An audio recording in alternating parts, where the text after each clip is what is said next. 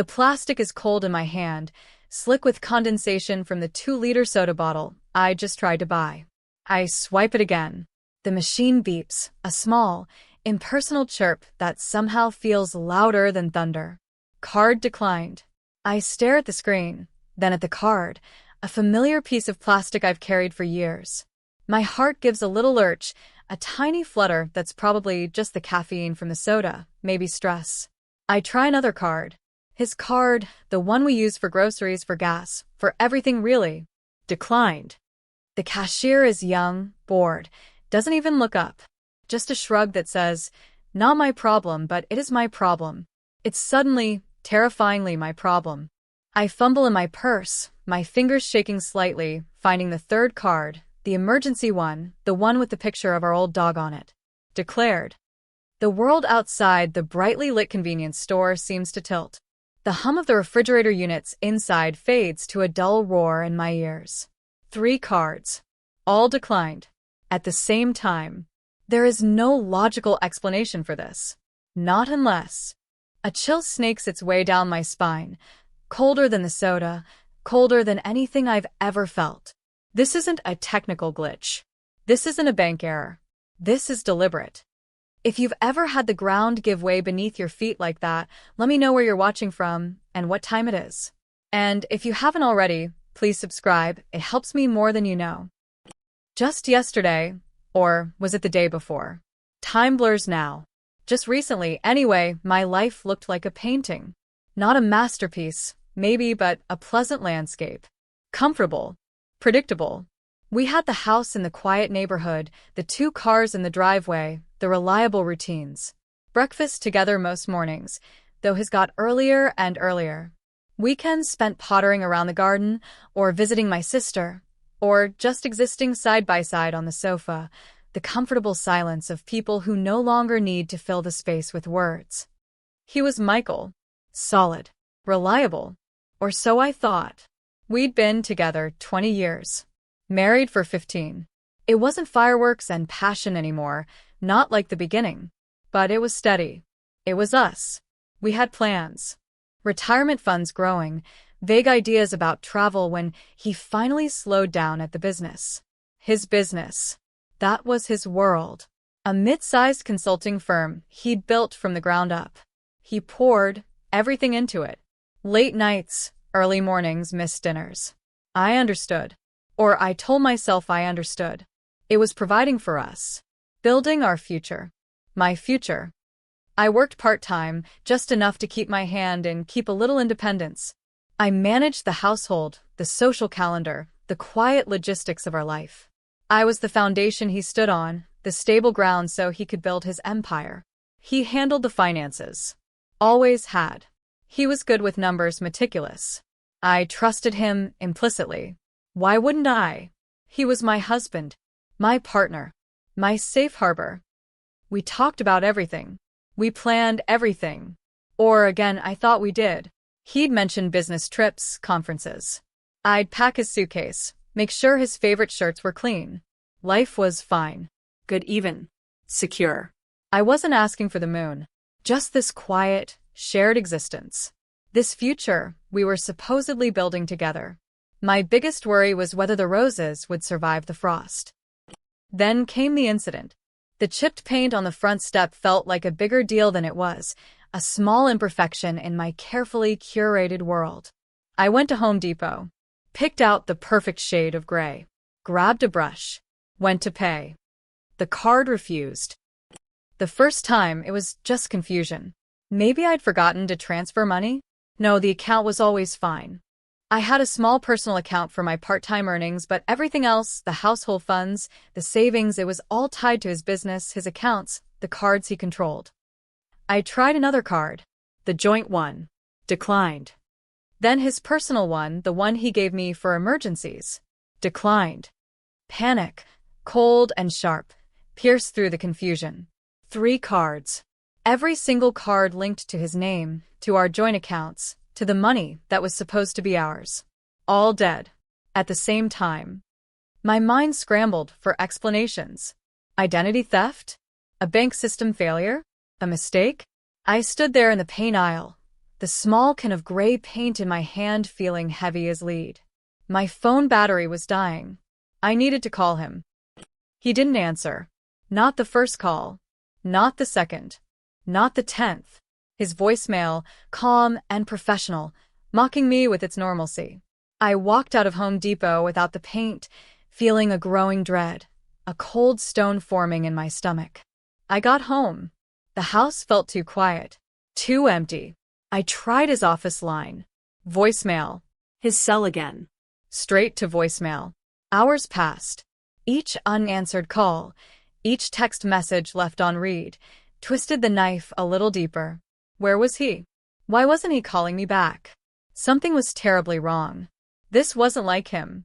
He might be busy, but he always responded eventually. Finally, late in the afternoon, a text came. Not from him. From his assistant. Michael is out of town unexpectedly. He'll be in touch when he can. Out of town? Unexpectedly? He hadn't mentioned a trip. He never went anywhere without telling me. Never. The air in the house grew thick, suffocating. I walked from room to room, seeing our life, our things, but it felt like looking at a museum exhibit. This wasn't mine anymore. Not really. The silence felt like an answer. A terrible, unspoken answer. Then the emails started. Short. Clinical. From an email address I didn't recognize, but it had his name on it. Subject. Separation. Body. I've decided to move forward with a separation. My attorney will be in touch. I've made arrangements regarding shared assets. Arrangements? Blocking my access to money was arrangements? And an attorney? This wasn't a conversation. This wasn't a fight. This was a unilateral declaration of war. And he'd cut off my supply lines before firing the first shot. The next few days were a blur of fear and frantic inaction. I couldn't buy groceries. I couldn't put gas in the car. My tiny personal account wouldn't last long. I felt utterly vulnerable, exposed. Like a turtle flipped onto its back, shell useless against the world. He had always handled everything. Bills, mortgage, cars, insurance. I didn't even know the passwords, the account numbers, the details. He had built a financial fortress around us, and now he had locked me outside, penniless. I called friends. Some offered help, practical things like bringing over food. But explaining the situation felt humiliating. My husband, he just blocked my cards and left. The words tasted like ash. Most people didn't understand. Surely it's a mistake, they'd say. He can't just do that, but he could. He had. The emails continued, getting colder, more demanding. Directions to leave the house by a certain date. Claims about property. It wasn't just about the money he'd cut off, it was about control. He was trying to strong-arm me, leave me with nothing, force me into compliance through financial strangulation. He knew my weakness. My fear of being alone, of being helpless, of having to navigate the complicated, shark-infested waters of finance and law that he had always protected me from. And then I found out about her. It wasn't an email this time. It was a mutual acquaintance, hesitant, apologetic. Look, I saw Michael. He wasn't alone. At that restaurant downtown. The one you liked. They hesitated. He was with someone. Not a colleague. They looked close. The description. The timing. The pieces clicked into place with sickening clarity. This wasn't just a sudden decision to leave. This was planned. Calculated. The blocked cards, the sudden out of town, the clinical emails, the rush to push me out. He wasn't just leaving me, he was discarding me. And he was doing it in the cruelest way possible, leveraging the financial control he'd cultivated over 2 decades to leave me powerless. Betrayal. It's a word people use easily. But feeling it, truly feeling the foundation of your life crumble because the person who swore to protect you is the one kicking the supports out from under you, it's a physical pain. A searing burn in your chest, a hollow ache in your gut. He didn't just take the money, he took my sense of reality. He took the past 20 years and twisted them into a lie. Every shared meal, every whispered promise, every moment of comfortable silence now felt tainted, a performance leading up to this moment of ultimate control and cruelty. I sat in the silent house, the emptiness pressing in on me. The fridge was bare. The car was almost out of gas. My phone showed a handful of dollars in my personal account. He had me. He knew it. He probably thought I would fold, that I would sign whatever he put in front of me just to make the financial terror stop, just to get some scrap of security back. The fear was paralyzing. How could I fight? I had no money, no access to funds, no knowledge of our complex finances. He had the business, the assets, the lawyers already lined up. I had nothing, just the walls closing in. Sleep offered no escape. My dreams were filled with locked doors and empty bank accounts. I stopped eating properly. I felt thin, frail, like I could be blown away by a strong wind. One morning I woke up and the silence felt different. Not empty, but heavy, weighted with the expectation of my surrender. I looked at my reflection in the dusty mirror. My eyes were hollow, my face pale. This wasn't me. This wasn't the woman who had built a home, supported a husband, navigated her own challenges before he came along. He thought he had won. He thought cutting off the money was the checkmate. He thought he could starve me out. But seeing that hollow-eyed stranger in the mirror, something inside me snapped. A hard, brittle sound. He had poisoned the well. He had used the very thing that was supposed to be our shared security, the finances, as a weapon. He had banked on my fear, on my dependence. And maybe, for a few terrible days, he was right. But fear can turn into something else. It can curdle into rage. It can harden into resolve. I had nothing left to lose. He had already taken everything he thought mattered. My comfort, my security, my trust, my dignity. But there was one thing he couldn't take, not without my permission, my will to fight. I needed a lawyer. A good one. A pitbull. Someone who wasn't afraid of Michael's money or his reputation. Someone who understood that this wasn't just about divorce. It was about financial abuse, about leverage, about hitting back where he was most vulnerable. But how could I pay for a lawyer? I couldn't even buy groceries. I started making calls. To friends, yes, but also to people I barely knew. A woman I'd met at a volunteer event, a distant cousin, an old colleague. I swallowed my pride, explained the impossible situation, asked for recommendations, asked for help. The shame was a bitter pill, but desperation was a powerful motivator. Someone gave me a name. A lawyer specializing in complex divorces, especially cases involving business assets. Her name was Clara. People said she was sharp, relentless, didn't suffer fools. They also said she was expensive. I called her office, explained, haltingly, my situation. The receptionist listened patiently, then asked if I could pay the retainer. My throat tightened. I don't have access to funds right now. I admitted, the shame flooding back. My husband. He blocked everything. There was a pause. I braced myself for the polite brush-off. But then the receptionist said, "Hold on a moment." Clara called me back herself later that day. Her voice was calm, professional, no nonsense. I poured out the story, the blocked cards, the emails, the mistress, the absolute terror of being cut off. I expected sympathy, maybe advice to seek legal aid. But Clara didn't offer pity. She listened, asked sharp, specific questions. About the business. About how long he'd been building it. About his partners, his clients, his banks. "He thinks he's got you cornered," she said when I finished, her voice like tempered steel. Cutting off funds is a classic tactic. Starve them out, force a quick, cheap settlement. "But I have no money," I whispered, stating the obvious, the insurmountable problem. "How can I even afford you?" Clara was silent for a moment. "Based on what you've told me about his business, about your years supporting him, about his actions, I believe we have a strong case. A very strong case. Including proving financial misconduct and potentially leveraging his business assets to cover legal fees and provide you with immediate financial support." My breath hitched. Leveraging his business assets? The business he worshipped, the one he thought was untouchable. "It's a risky strategy," Clara continued, her voice low. "He's built that business. Attacking it directly. It will make him furious. but it's also his lifeline. If we can freeze or seize his business accounts, he'll lose everything that matters to him instantly. He won't be able to make payroll.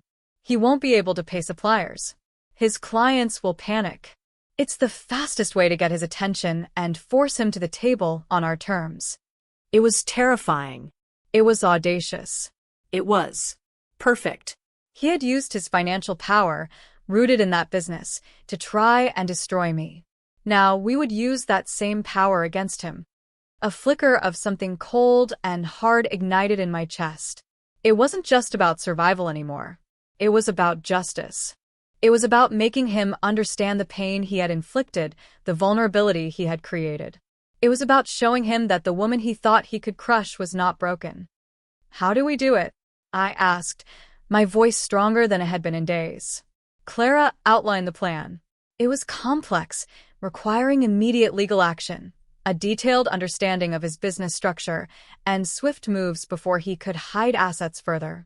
It involved forensic accountants, emergency court motions, and absolute silence until the moment we struck.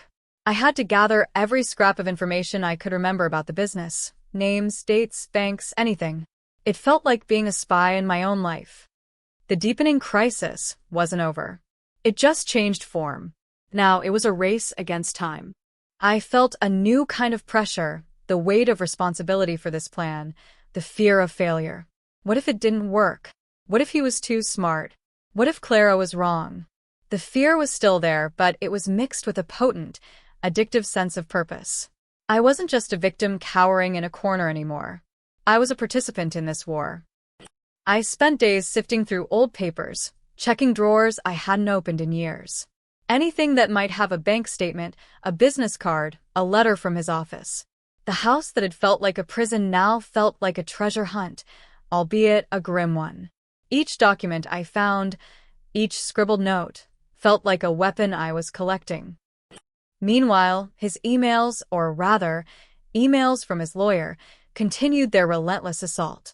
They were pushing for a quick settlement, offering a pittance, threatening prolonged legal battles that would leave me with nothing anyway. They assumed I was alone, unrepresented, terrified. They had no idea I had Clara in my corner. They had no idea the trap we were setting. The financial strain was still immense. I was borrowing small amounts from understanding friends, rationing the food I had. The practical reality of having no money was a constant, grinding stress, a physical reminder of his cruelty. But each day, as I worked with Clara, as the plan solidified, the fear was slowly replaced by a cold, determined anger. The turning point was the day Clara called and said, "We're ready." The emergency motion was filed. The evidence was compiled. The target, his primary business operating accounts. Not his personal savings, not obscure offshore accounts. The core, day-to-day accounts that kept the business alive. The heart of his empire. The court date for the emergency hearing felt surreal. I sat beside Clara, feeling a strange mix of terror and exhilaration. The judge listened, stone-faced, as Clara presented the case. The duration of the marriage, my contributions, the sudden abandonment, the deliberate act of cutting off my access to funds, demonstrating not just neglect, but malicious intent and financial abuse. She argued that his actions left me destitute and unable to defend myself, and that seizing his business assets was the only way to level the playing field and ensure I had resources to litigate and survive. His lawyer sputtered objections, arguing that the business was separate, that seizing accounts would destroy it, that I was exaggerating. But Clara had done her homework. She had proof of how intertwined our finances had been, how reliant I was on those joint funds controlled by him, how his actions were a clear attempt at financial coercion. The judge's voice was calm, measured. Based on the evidence presented, the court finds that the petitioner has demonstrated immediate and irreparable financial harm caused by the respondent's actions, and that the respondent has utilized business assets in a manner detrimental to the marital estate and potentially for the purposes of coercion. Therefore, he granted the order. A court order to freeze and seize funds from Michael's business accounts. It was happening. The audacious, terrifying plan was now a legal reality. Clara looked at me, a small, almost imperceptible nod. The steel in her eyes softened just a fraction. We had cleared the first, crucial hurdle. The trap was sprung. The moment itself was almost anticlimactic in its execution, but earth-shattering in its effect. Clara's office handled the technical side. The court order was delivered to his bank branches. Funds were frozen. Access was denied. I wasn't there. I was at home, waiting. The silence of the house was different again. Tense. Expectant. I paced the living room, the floorboards creaking under my feet. Every nerve ending felt exposed. What would happen now? How would he react? My phone rang. It was Clara. It's done, she said. Her voice was crisp, but I could hear something underneath it. Satisfaction. And, I prompted, my voice barely a whisper. The bank processed the order. The funds in his operating accounts are frozen, pending further court order. A portion has been transferred to an escrow account, accessible to you, for immediate living expenses and legal fees. Relief washed over me, so potent it made my knees weak. Financial breathing room. Just knowing I could buy groceries, put gas in the car. It felt like winning the lottery. And Michael? I asked. This was the part one needed to hear. His reaction to losing control. Clara paused. I imagined her on the other end, maybe with a faint smile playing on her lips. He called. His office called. His bank called him. Apparently, he was trying to make payroll this morning. She paused again, letting the image sink in. Michael, the man who controlled everything, who had built his identity around his business, standing at the precipice of financial ruin for that very business. Unable to pay his staff. Unable to operate. He was blindsided, Clara said, choosing her words carefully. Completely blindsided. His lawyer called in a panic. Michael himself eventually got on the phone. Clara described the call. Michael no longer the cool, clinical operator of the emails. He was frantic, shouting, demanding to know how I could do this. How I could attack his business. The business that provided my life. He didn't understand. He genuinely didn't seem to grasp that cutting off my life support would lead directly to me targeting his. He was so focused on his move, he never anticipated mine. He thought I was a piece on the board he could simply remove. He didn't realize I could flip the board over. He went silent, Clara said, her voice now openly triumphant.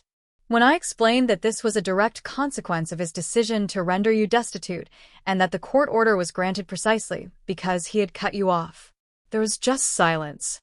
For a long time. Then he just froze. Couldn't speak. His lawyer took the phone back. He froze. The man who had calmly and deliberately blocked my access to money, leaving me terrified and helpless, froze when the same tactic was used against him. When his empire, his source of power and pride, was suddenly vulnerable. He had expected me to beg. He had expected me to crumble. He had expected me to concede defeat, humiliated and penniless.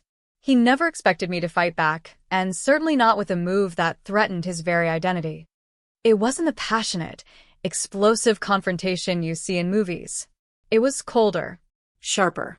A legal maneuver executed with surgical precision, hitting him where he was most exposed. And his reaction wasn't rage. It was shock, paralysis, the sheer, sickening realization that the tables had been turned utterly and completely. He wasn't just dealing with a tearful wife anymore. He was dealing with a woman who had found her feet, found her fight, and found a way to speak his language of leverage and consequence. The days and weeks that followed weren't an instant fairy tale ending. Far from it. The legal battle was still ongoing, but the dynamic had shifted entirely. Michael was no longer holding all the cards. He needed to negotiate. He needed those business accounts unfrozen. He needed to untangle the mess he had created. The frantic calls from his lawyer stopped. They were replaced by calls requesting mediation, settlement discussions. He was forced to the table, no longer dictating terms, but trying to salvage what he could. For me, there was a strange mix of emotions.